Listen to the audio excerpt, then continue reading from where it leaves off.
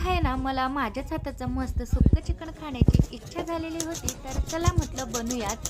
तर त्याच्यासाठीच मी इथं कांदा बारीक कट करून घेतलेला आहे. त्याचसोबत खोबरंसुद्धा असं बारीक कट करून घेतलेलं आहे. खोबरं आणि कांदा मी आता गरम तव्यावर मस्त क्रिस्पी असा भाजून घेणार आहे छानपैकी. तर इथं कांदा खोबरंसुद्धा भाजून घेतलेलं आहे आणि त्याच्यात कोथिंबीर वगैरेसुद्धा ॲड केलेली आहे. ते सगळं दळून घेतलं आणि चिकनसुद्धा एक शिट्टी करून घेतली, म्हणजे थोडंफार असं शिजवून घेतलेलं आहे. आणि जो आपला मसाला रेडी होता तो सुद्धा इथं तेलात फ्राय करून घेतलेला आहे आणि त्याच्यात नॉर्मल असं पाणी असलेलं चिकन शिजवलेलं टाकून दिलेलं आहे मसाल्यात. छानपैकी 5-1 मिनटं त्याला थोडं कमी गॅसवर शिजवलेलं आहे आणि बघू शकता टेक्स्चर तुम्ही किती छान झालेलं आहे. आणि त्याच्यावर अजून कोथिंबीर वरून तर एक नंबर. खरंच असं चिकन बनवते मी तर खूप छान अशी टेस्ट येते. सगळ्यांची पद्धत वेगवेगळी असते, तर ही अशी माझी